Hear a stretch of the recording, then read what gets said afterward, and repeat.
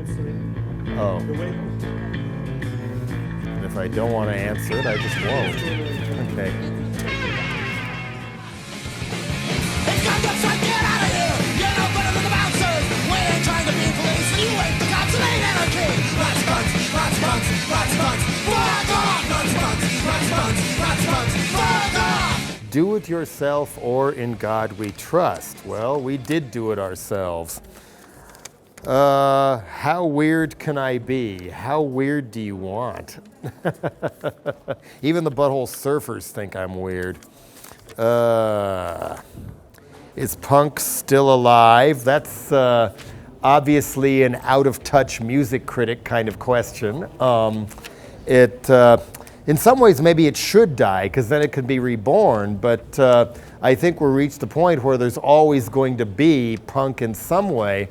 I mean, the sound of punk and the look of punk is not necessarily part of it anymore. I mean, boy bands look like Johnny Rotten or Sid Vicious, and pop punk bands sound like boy bands. But the spirit of punk goes back to the anti-war hippies, the people who did all the revolt in 1968 in France, goes back to the Beat generation, the early rock and rollers. The spirit is where you find it, basically. And you'll find it in some of these movies, even if the people who made them don't look like punks. So it's where you find it. What drives me mad? Stupid questions. That's not that stupid a question, but you know what I mean. What remains from dead Kennedys? The music, but otherwise I'm very proud of what we did, but as many people know, the other members of the band have turned into, well, they might as well be Republicans up here. They sued because I didn't want to put the music in a Levi's commercial, stole all the rights, and now music is on labels I do not trust and I don't respect. Their manager, who seems to think he manages me, I will not speak to him. I don't trust him. I don't respect him. And if somebody comes to Paris claiming they're dead Kennedys, be very careful. It might be a really bad cover band. But the spirit of the music and the songs, which I wrote most of anyway, that I think I'm still very proud of, and I'm glad people still like it after all this time. I'm glad it still hits them. Green or red, I don't care. Pol Pot or Bashar al-Assad.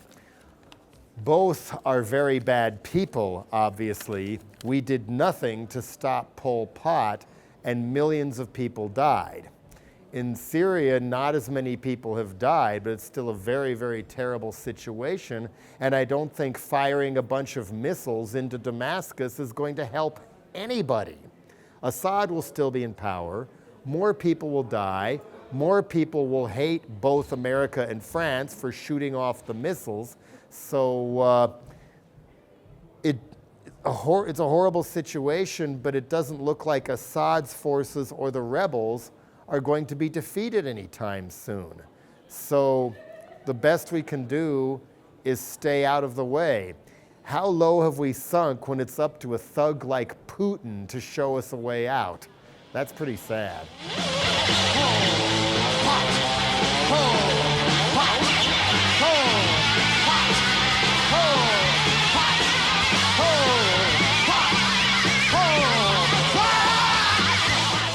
First memories of a piece of music.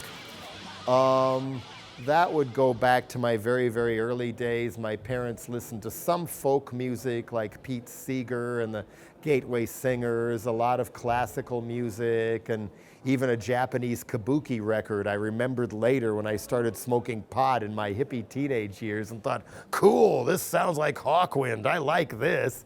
And so I know a lot of classical music, but I don't know it because I don't know which composer fits which kind of music.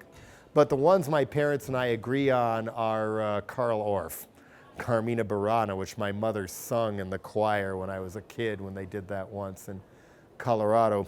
My first rock and roll memory was when my parents were trying to get me to shut up and go to sleep and turned on a radio and accidentally landed on a rock station. Yeah, leave it there, this is cool. And that was 1965 when I was 7 years old, which means that I got the garage era when those bands were still current, and always drifted towards the heavier, wilder things. Then on to Steppenwolf, then on to Led Zeppelin and Black Sabbath, then on to the Stooges and the MC5, and then on to Dead Kennedys. What is so special with Alternative Tentacles? It's a labor of love that's been going since 1979. It's special to me because it's my label, and I choose everything that goes out on it. So even though we lose money now, and if it wasn't so crazy, we would give it up, I can't give it up because it's community property too for all the bands and everybody who got anything out of it. Plus, I need a label for me. So on we go. My favorite punk movie. I'm not going to think in stereotype punk because I haven't watched those movies. I've watched a little bit of the second Julian Temple one about the Sex Pistols, but never the whole thing. And so I don't know. So spirit of punk. What makes a spirited punk-ish movie?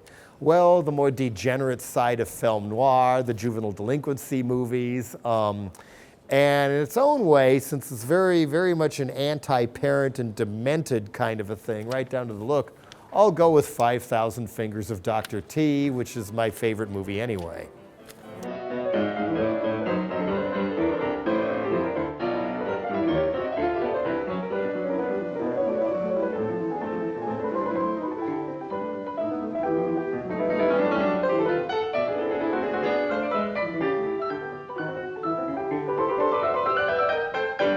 Ramones or the Clash Ramones? I just like their music better.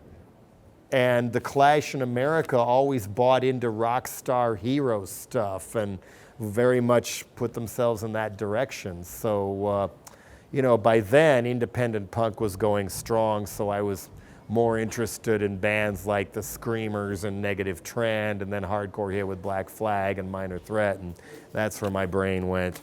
70s rock must die. Well, that's a record I made, obviously, and I think the lyrics are pretty clear on it.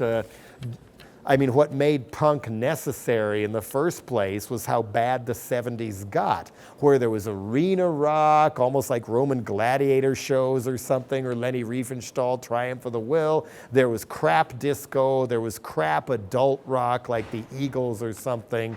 And we were a slightly younger generation. We wanted rock that actually rocked.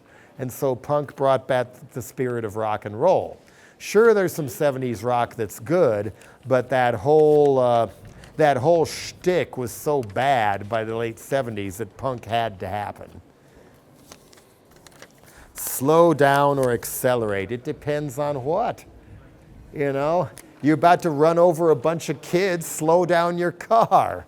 You want to stop collapse of the climate of the earth, we need to accelerate because it's the climate collapse that's accelerating. And in your life? Again, it depends on when, where, my mood, everything. On your art, maybe? I try to accelerate, but I've never been that fast at getting things finished. Okay? On the interview? On the interview, done. Okay, thank you. Thank you.